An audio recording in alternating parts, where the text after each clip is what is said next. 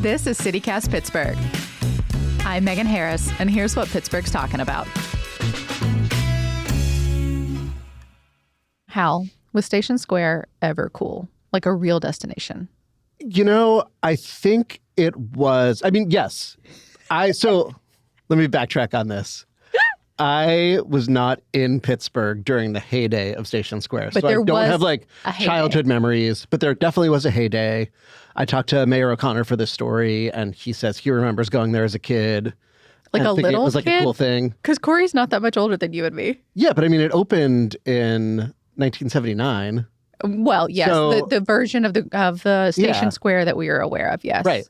So like as a kid, it was probably like wondrous, right? It was built as this, what they called a festival marketplace, which Faneuil Hall in Boston was the first one of these. And basically it's like an outdoor mall with like some razzmatazz. It's like the best way to describe it, which I'm jazz handsing right now. You did jazz hands, but without the fingers. It's an outdoor mall with razzmatazz. There you go. And so it was cool. It was filled with, like restaurants and shops and places to go. And then when I moved to Pittsburgh, it was during like what could be called the warehouse club era. Mm-hmm. Yeah. So that would have been, were you Buckhead's era or were you Chauncey's era? Or were you like right on the line? I think, was Buckhead's after Chauncey's? Yeah. Yeah. So I moved here in 2010. So Chauncey's had been closed for 6 years by the time I moved here. Yeah. So I feel like so many like Pittsburgh parents that I know, like kind of like Gen X type generation or very, very late latchkey, met at Chauncey's. Yeah. Or they have a Chauncey's story, Yeah. It was a place. It was, from everything I've read about it and everyone I've talked to, like Chauncey's was really, for like 20 years, just wild and incredible. So that was probably cool in that sense. The warehouse era, like that's not for me, but I would say it certainly was popular. Okay. So we're talking about multiple heydays here. I guess I should say I am with CityCast contributor and Post-Gazette dining critic Hal B. Klein. We're talking about the rise and fall of Station Square, unfortunately, like the space itself, but also which restaurants there are still worth the visit because, of course, you went to all of them. I want to start with the actual like physical space, like the embodiment of Station Square, like what it looks like there kind of along the Mon River on the south side. For those who have not been in a while or maybe new to town, give us a visual. What does it look like to be in the Station Square of it all? So Station Square is a historic reuse. So it used to be a railway station and railway depot. So there are several buildings. Years for like a long time. Yeah. I think it was founded like 125 years ago or something like that. And so there are some spaces there that are these repurposed historic old buildings. I think Grand Concourse is something that people are familiar with, that is in what used to be like the passenger terminal. Yeah. It's a historic building. It's been on the National Register of Historic Places since 1974. And it's truly beautiful. It looks like something out of, correctly, a different era. My father-in-law actually reported for service in Vietnam there when it was still a functional train station. I mean, that's amazing, right? Yeah. So it has this historic use. And then there's also a second complex that was built in 2002, I believe, that's meant to kind of resemble and mimic that architecture. I know that they did a pretty good job of it. And then if you keep going in deeper, there's the Sheraton Hotel. There's a big parking garage. And then if you keep going, it's FNB Stadium where the Riverhounds and the Riveters play. And all of this is along the banks of the Monongahela River. So you're getting some Gateway Clipper. Gateway Clipper has docked there since 1982. I didn't realize it was that long. Wow. The Duquesne Incline parking lot is at the end of the structure. So it is like a nexus of a space, right? There's so much going on there.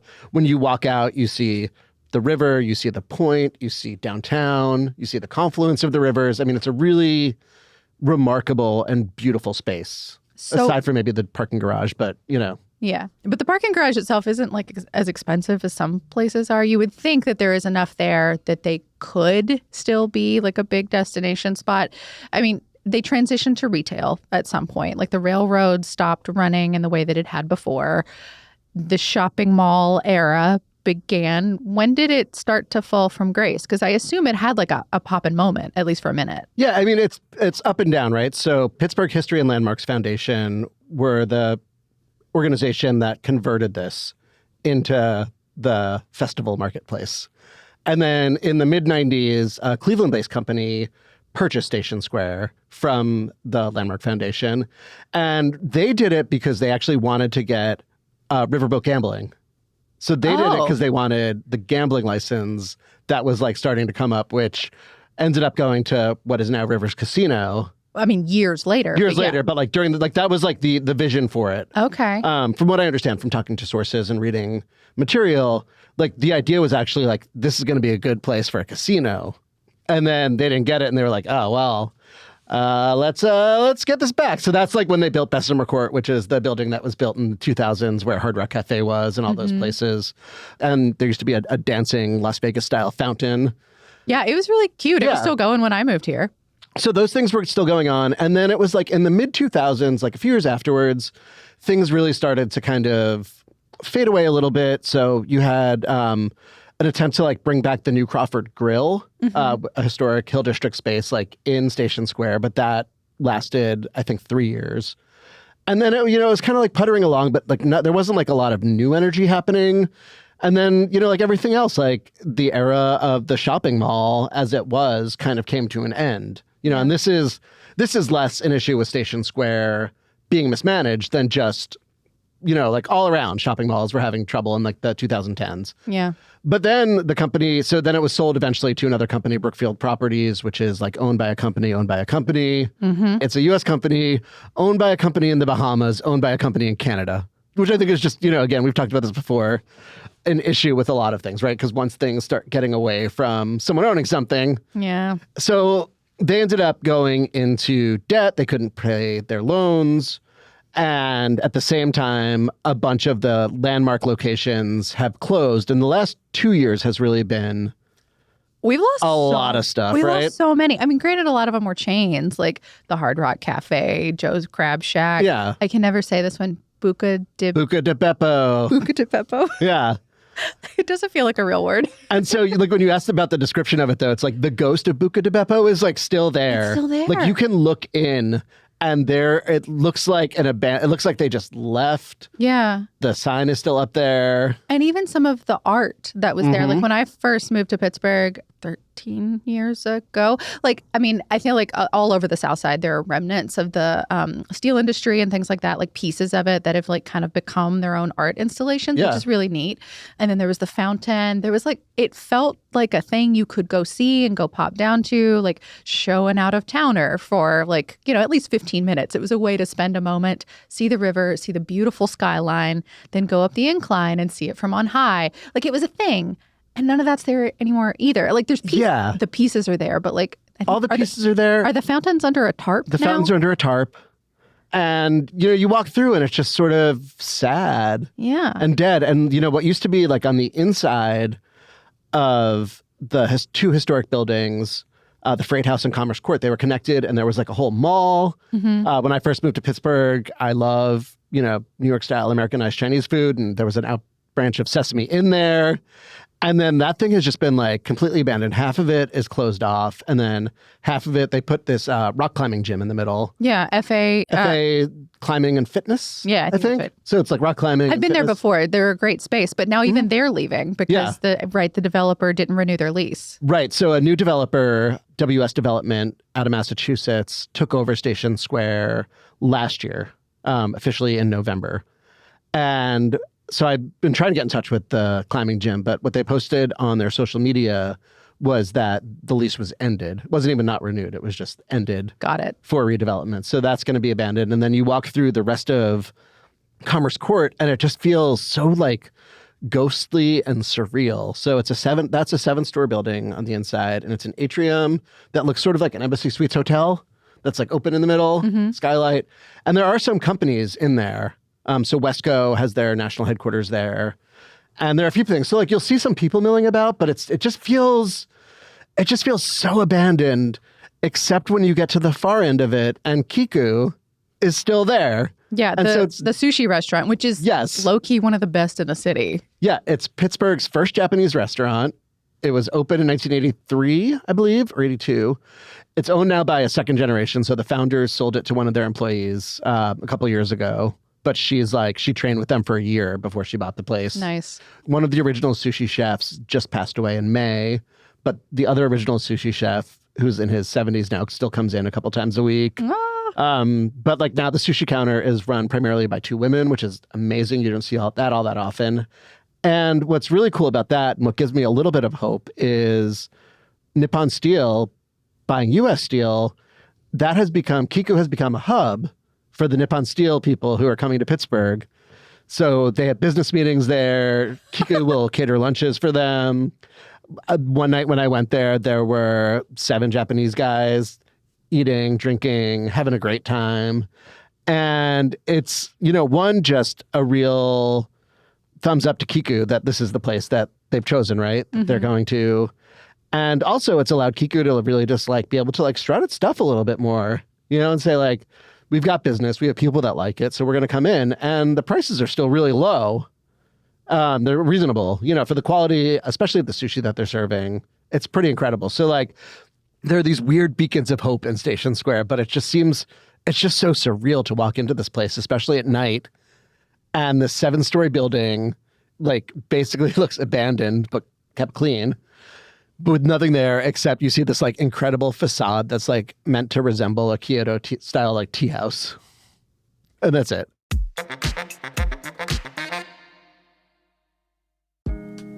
CityCast Pittsburgh is sponsored by the Frick Pittsburgh Museums and Gardens. If you want a taste of Paris right here in Pittsburgh, their current exhibition is perfect for you. It's called French Moderns, Matisse, Renoir, Degas. We've got in masterworks from all these very famous French artists and more, like Cézanne and Rodin. You don't need to be a dedicated student of art history to appreciate all these works. Yes, they are legends now, but back in their day, these artists were radicals, and some really put a foundational mark on movements that we still celebrate today. I'm talking about realism, impressionism, cubism, surrealism, so much more. It's easy to forget now, but a lot of the reasons we even know about this stuff and we think about Paris and Parisian culture the way we do is because of these artists and what they created back in their time. I personally am really excited to see this exhibition. Maybe chase it with a stop by their little cafe, a stroll through the gardens. You got to take in this Pittsburgh weather while you can. It's going to be great. French Moderns, Matisse, Renoir, Degas at the Frick is open now. Get your tickets at thefrickpittsburgh.org. So there are signs of life. Kiku is kind of the beacon, I think, for a lot of it. But there are also a lot of restaurants there on site. And in what is becoming one of your signature styles, Hal, you have now tried every restaurant there over the course of, 2+ months? Yeah, about 2 months, yeah. Yeah. Okay. So what is left now, and how do you feel about them? Let's start with the biggest and the oldest, Grand Concourse. Yeah, let's talk about Grand Concourse, because You've been previewing this with the CityCast Pittsburgh team for probably 2 months now. I know you have feelings. Yeah, so it is, in my opinion, hands down the most beautiful space in all of Pittsburgh to have a meal. It's gorgeous. I've seen so many wedding photos, like engagement photos there. It's so pretty. It's so beautiful. Even the lobby, which like the description of it didn't end up making the final cut of the story because the story is so long. It's just like you feel that history and you feel all those people in there. And then you walk into like the main dining room, which was the main railway waiting room, and it's 50-foot ceilings, dome, there's stained glass, there's brass fixtures. This huge, like Titanic-looking staircase. Hand tile floors. It's incredible. And I think it seats 200. So like just the actual space is just enormous. It's really incredible. And there's another room, the River Room, which if you go for dinner is where you'll probably be sat. And even there's these like super sturdy fixtures. It was built as an addition, but I think it was originally like the covered waiting area for the trains. And again, like you get this incredible sweeping view of the river and downtown and Pittsburgh, and you just feel so proud to like be in the city. And then like you start eating the food and it's so damn terrible, like so bad. So the Grand Concourse is a rare curse word. I haven't recovered. Yeah, I held back the real curse word that I want because, So Grand Concourse is not locally owned. I think a lot of people think it is. I definitely thought it was until I read your story. But it's owned by Landry's, which is, we've talked about Landry's a little bit before. They are a conglomerate based in Texas. They own all sorts of chain restaurants. Of course, something based in Texas is named Landry. Yeah. Dallas coach for a long time. I don't think it's related to the famous coach, but it still feels right. It still feels great though. Also, it means like a Texas institution is like in some way ruining a Pittsburgh one, which feels like it should upset Pittsburghers. It's really sad, yeah. But they've owned it for a long time. I mean, but it sounds like you think they've been going downhill for a long time. Yeah. I mean, again, like I can't say how it was in the 80s, but reading reviews of it from the 80s, like they used to have fish flown in every day. Wow. There was one, the Post-Gazette previewed Grand Concourse before it opened. And like the description of the people in the kitchen, inspecting every steak as if it like something like they're looking at an X-ray, I think was the description of it from the time. The last time I went to Grand Concourse for brunch, I think the thing that I ended up staring at the longest was the like automated donut machine. Yeah. I didn't eat one, but I just like couldn't look away. And like the donuts aren't even that good. The waffle station across from it in the Gandhi Dancer is one of the few good things there. So if you do go, like get the waffles, like those are actually like airy and crisp and like nice. But like everything else, I was just like, I don't know. I guess I ended up just like staring at my shoes being so sad. So the main buffet is this steam table and it's like the eggs, like, do you remember like when Are they used the bagged eggs, like from a hotel? I can't say for sure, but like, do you remember like when they used to like have to serve you breakfast on an airplane or something? And it was like, that was before my time. Or like, I've never been served breakfast on an airplane. I mean, like, it's just like, yeah, they're just like steam, like they're just, they're so bad. And the potatoes are desiccated and the bacon like shattered into salt. When I put it in my mouth. And then there's like nothing Pittsburgh about the place. Like there's like this like little like wink with these like tiny little pierogi on the steam table, but like they just taste freezer burnt and didn't have like if you were visiting Pittsburgh and you were like, pierogi, one of Pittsburgh's most beloved foods, and you'd never had a pierogi before and that was your first experience, you would like never come back to Pittsburgh or never eat a pierogi again, even though they're so delicious. I'm pouting right now. Yeah. And so there's, like there's a carving station. There's a lot of like gourmet theater, like a carving station, like a pasta station, an omelet station. But like none of it is like, and this isn't like to harsh on the people who are working there. Like service is really nice. Service is really great. I think everyone's like trying their best, but I don't think Landry's is really, They're not inspecting the steaks anymore. Yeah, they're not giving them the top tools to work with. And then even stuff like, I know this is going to sound like bougie, but it's like, if you're going to have this theater, like iron the tablecloths at least. I did see that note in your story about the wrinkly white tablecloth. Yeah. And I was like, wow, okay, this is as close as Hal B. Klein ever comes to a hatchet job. It's just like, and it's like one of those things, like I went back for dinner and it was a little bit better than the buffet, but it's so disappointing to see a place like that could really be one of Pittsburgh's signature restaurants that just is not, living up to its promise. Yeah, at all. And I think that's my main takeaway of your story it's not just to rip on a place like this for the sport of it. It's for better or worse, it is an institution in this city. It could be a shining example of what we're capable of. And unfortunately, in your eyes, and I'm sure you're not alone, like it's just fallen short. And I hope I'm speaking for you, I guess, a little bit here. But my takeaway is that you're hoping something like this or like a spot like yours might spur someone to perhaps try a little harder. Yeah, that's what it is, right? Because it's still wildly popular. You go there for Sunday brunch. And it's full. Every weekend. But okay, so is that fullness a reflection then that anyone's actually gonna try? Do they have to? Do they need to care more? They don't from a financial standpoint, but that doesn't mean they shouldn't. Yeah. Right? And so like that's like why I wanted to write a story like this, because it's like, sure, like Landry's doesn't need to care. People are gonna come. The place is still beautiful. It's $50 all you can eat. Yeah, it's $50 all you can eat. People are still having a great time with the people they're with. Service, like I said, is really good.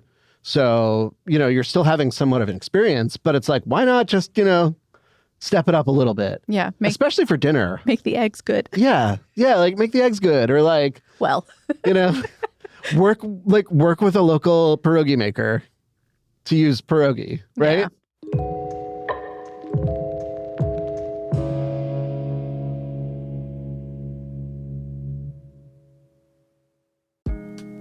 CityCast Pittsburgh is sponsored by the Frick Pittsburgh Museums and Gardens. If you want a taste of Paris right here in Pittsburgh, their current exhibition is perfect for you. It's called French Moderns, Matisse, Renoir, Degas. We've got in masterworks from all these very famous French artists and more like Cézanne and Rodin. You don't need to be a dedicated student of art history to appreciate all these works. Yes, they are legends now, but back in their day, these artists were radicals, and some really put a foundational mark on movements that we still celebrate today. I'm talking about realism, impressionism, cubism, surrealism, so much more. It's easy to forget now, but a lot of the reasons we even know about this stuff and we think about Paris and Parisian culture the way we do is because of these artists and what they created back in their time. I personally am really excited to see this exhibition. Maybe chase it with a stop by their little cafe, a stroll through the gardens. You got to take in this Pittsburgh weather while you can. It's going to be great. French Moderns, Matisse, Renoir, Degas at the Frick is open now. Get your tickets at thefrickpittsburgh.org. Okay, Kiku is local. Grand Concourse is not local, but feels Perceived like as it is. local. Yeah. Right. The other local is Home Run Harry's, Right. which is the sports bar next to FA Climbing.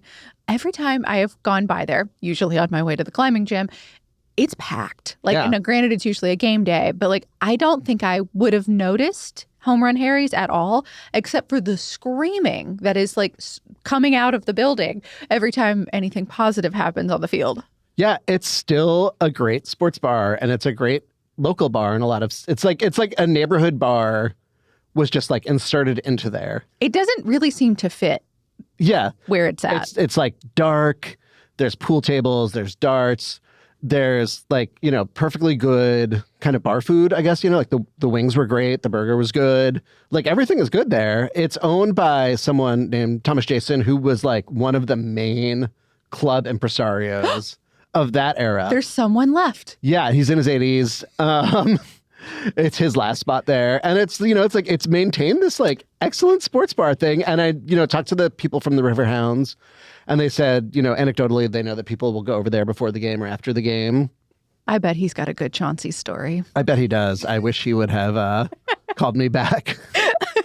I'm so diligent with tracking down sources, and I was like stopping by. I was like, hey, just, coming by again. I am going to continue to send you good vibes, Hal. I hope you get to chat.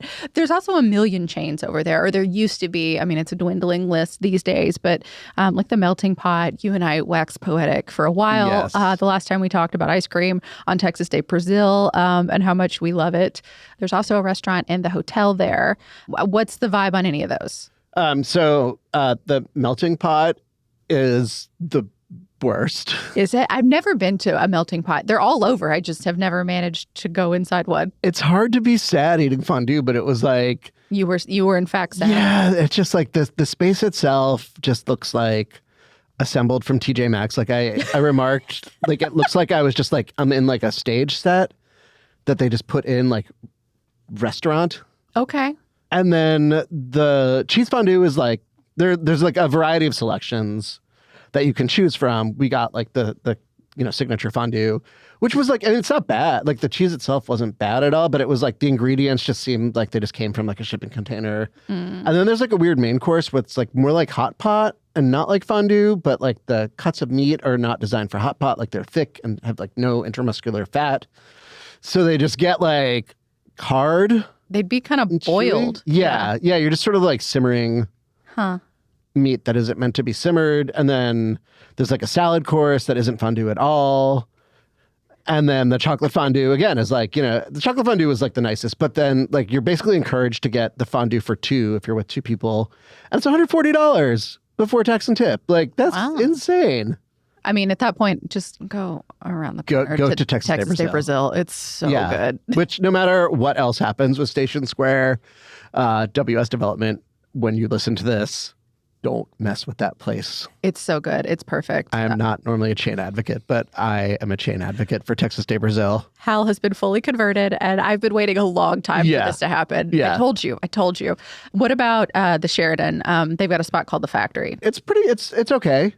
It's, they've got like sandwiches and stuff during the day. They have some... On a scale of 0 to 5, I guess, in like what you expect of a Pittsburgh hotel, where are we at? I would say for like a Pittsburgh hotel restaurant, it's a 4. Okay. It's better than most Pittsburgh hotel restaurants. That's pretty good rating. Yeah. Yeah. I wouldn't, again, it's like, it's not necessarily something that if someone were coming to Pittsburgh, this is like the heart of the issue.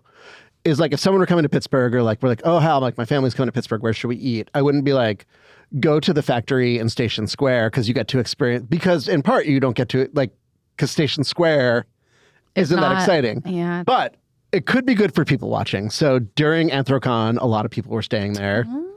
I went one day when there was a bodybuilding contest sponsored by a tanning company.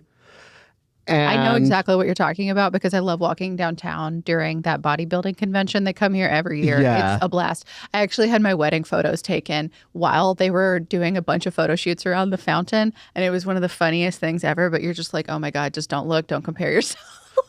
All these people are so ripped. Yeah. I mean, the people watching was amazing. The fact that they had covered all the chairs in like plastic bags. Yeah, because that orange will leach off of them. To protect the chairs, which respect, you know. But even that like dining room could use a refresh. Like it's another atrium.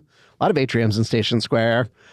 Well, the food is like pretty decent. Like the atmosphere there feels very faceless. Like you could be at any hotel in the mid 2000s. It's like beige somewhere. Burgundy kind of. And gray and like Yeah. Like they could spruce that up a little bit. But like, yeah, if you're staying in Station Square or you know, going to a game or something like that, like it's perfectly good to go to for like a sandwich or like a dinner, as is Tupelo Honey, which is another chain restaurant that's there. That's the newest restaurant that is a breakfast and lunch restaurant that has like really good fried chicken and everything else is, you know, it's like it's there. So what's happening to Station Square now? You know, you've talked about this like redevelopment project that's happening. Do we have any clue what the vision is for that? We don't have a lot of clues. Like I know there's stuff going on. The mayor said that there's a vision for it. The development company just emailed me back and was like, basically like, it's too soon to talk. Okay. So here's our press release from November 2025. But that company does have a lot of signature properties across the country.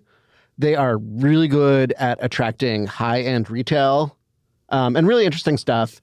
And on some of their signature properties, they also have a mix of local restaurants and local entertainment. So I think given the track record of the company, there's at least like potential. There's hope. Yeah, there's hope that like they could do something. But like at the end of the story, it's also like, I think they need to like step up and at least like show some of their cards pretty quickly because you've got the Esplanade, which is supposed to open in 2028. That's locally developed and locally run. Yeah, Pyatt. You've got the North Shore, where Herky Pollock, who I talked to for the story because he was one of the big leasing agents for Station Square when Forest City, the Cleveland company, bought it. Yeah.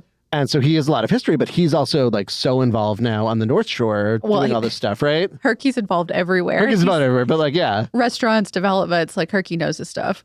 But there's all this stuff happening on the rivers, right? So it's like, it's time to step up. It's time to make this thing. Because like nothing else is like as beautiful as Station Square. Like the North Shore is cool. It looks nice. I'm sure the Esplanade will look cool and interesting in its own, like, this is like of the world right now way. But like that history in Station Square, like you can't replicate that at all. You can't replicate like the beauty of the Grand Concourse and the promise of the Grand Concourse. And also the old chunks of steel mills and coke ovens and pieces like that. I mean, and even that river walk there is really gorgeous. Like it's had some good investment over the years. Yeah. And it's all of it's tied into beautiful bike trails. It could be such an asset. Yeah. I mean, it's the Gap Trail that goes like right through there. And then you've got the Riverhounds who are now attracting like sellout crowds for most of their games. Mm-hmm. Expanded to have a host a women's team. Yeah, the Riveters are here now. They're talking about upping the venue to make it larger and more, you know, like I guess exemplative of what a two-team city should have. Yeah.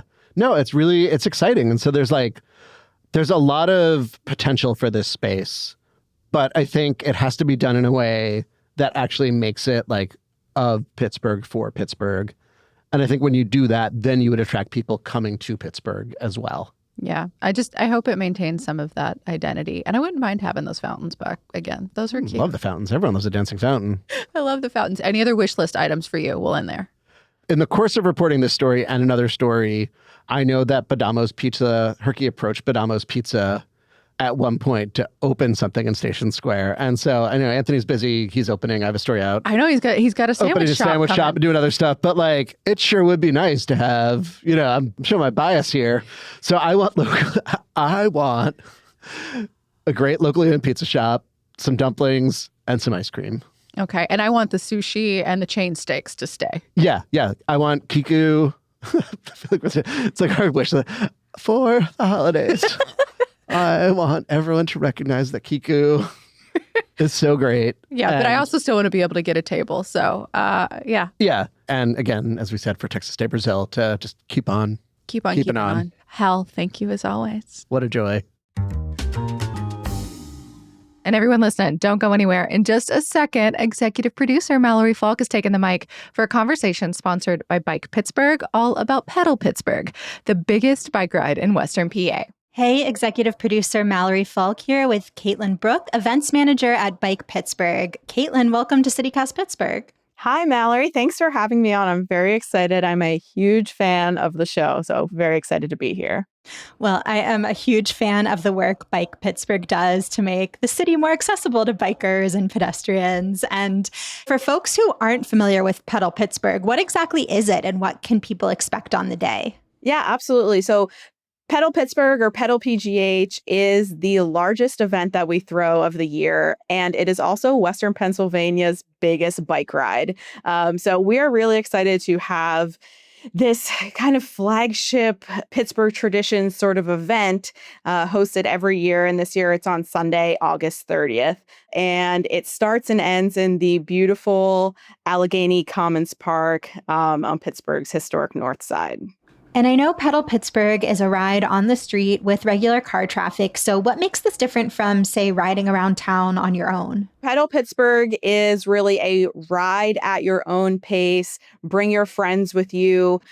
Every year, Pedal PGH brings together thousands of people across ages, abilities, backgrounds, experiences to explore Pittsburgh and its vibrant communities and all its different neighborhoods on two wheels. So think about you and 3,000 of your besties coming out to explore Pittsburgh from a different perspective. It's a social event, and it's a way to experience Pittsburgh's bike network that you may not do every day if you're not a cyclist.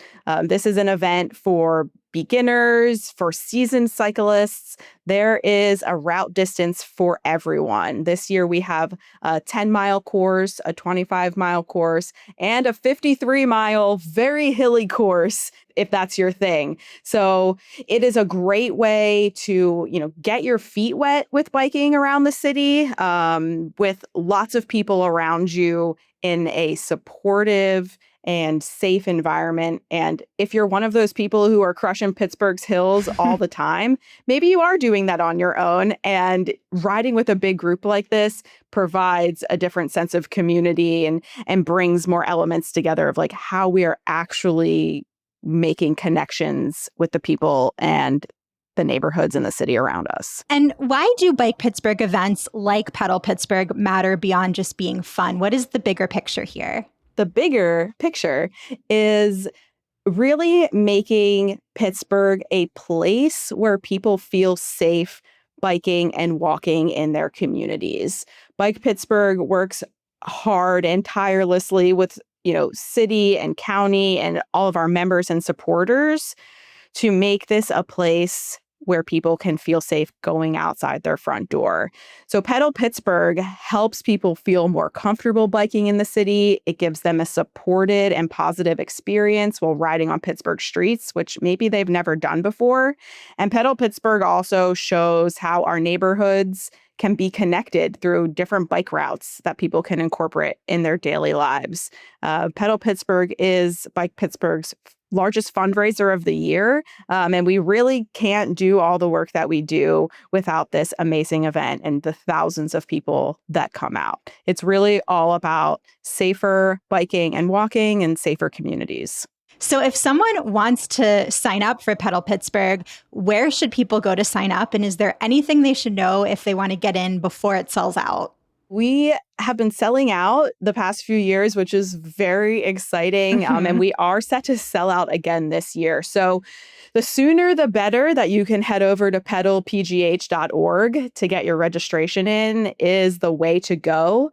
We usually sell out in early August. So getting your registration early, getting your friends together. We have lots of folks who ride together in teams. They wear, fun costumes. They wear silly things on their helmets, tutus, you name it. Get your friends together, get your family together, get your registrations before we sell out. And it is a fully supported ride, which means there are rest stops throughout the course. There are snacks, there are water stations. We have mechanics and support vehicles also along the way if anyone were to need it. So that is something that makes this a little bit different than going out on a ride on your own as well, because there is support along the way for you and also a big party at the end. Well, Caitlin, thank you so much. This sounds like so much fun. I know many people who've participated and had a blast, and I'm inspired to participate this year.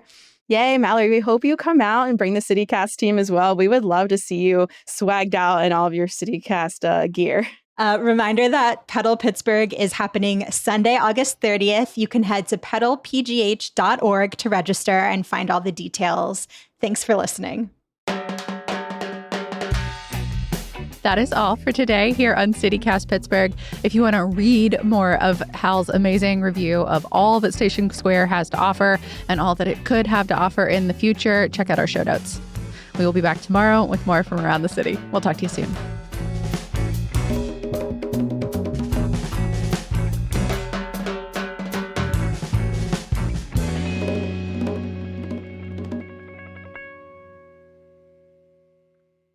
Pittsburghers with bland taste buds need a representative.